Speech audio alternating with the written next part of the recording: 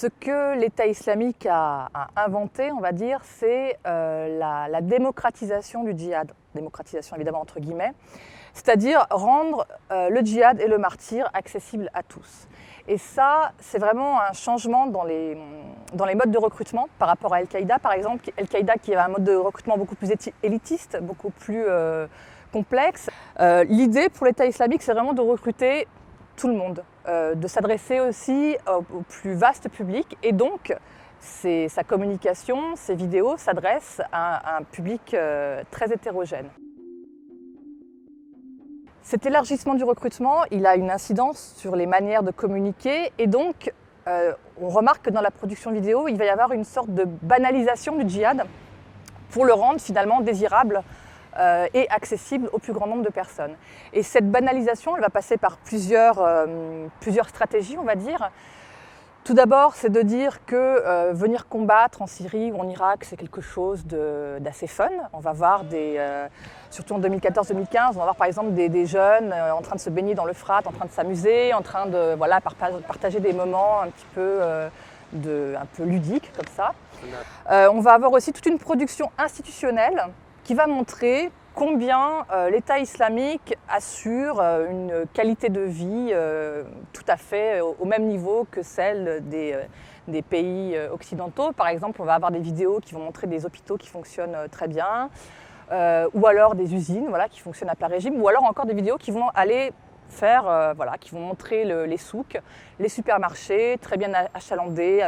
Voilà. L'idée, c'est vraiment de déréaliser la guerre aussi, de montrer que finalement, malgré la guerre, les gens vivent comme tout le monde.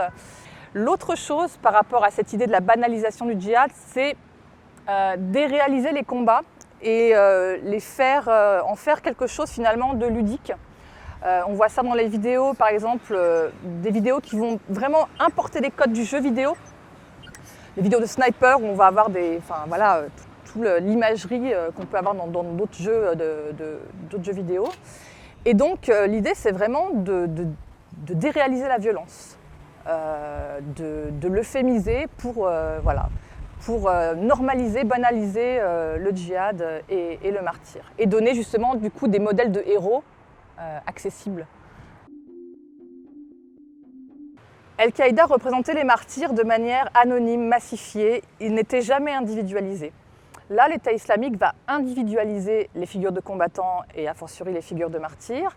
On va voir leur visage. En général, ceux qui sont choisis pour les vidéos sont plutôt des jeunes hommes beaux, bien habillés, qui vont avoir un aspect physique très, très travaillé. Et aussi, surtout, les émotions vont plus être tabous. Un combattant, un martyr peut très bien exprimer, peut-être pas exprimer ses doutes, mais en tout cas exprimer une certaine nervosité, la peur, les larmes parfois, ce qui était absolument inconcevable avant. Donc la figure du martyr et du combattant, elle devient accessible parce qu'on ne les représente plus comme des surhommes, mais finalement comme des gens ordinaires à qui on va pouvoir donner accès à une forme d'héroïsme. L'État islamique diffuse exclusivement via Internet. Les satellites, la télévision, les médias traditionnels sont exclus, sont bannis, sont interdits parce que assimilés évidemment aux ennemis. Mais par contre, l'État islamique repose beaucoup sur les médias traditionnels pour amplifier ses actions. C'est-à-dire que les médias traditionnels vont jouer comme une caisse de résonance et plus ils vont relayer les actions, évidemment, plus leur propagande va être efficace.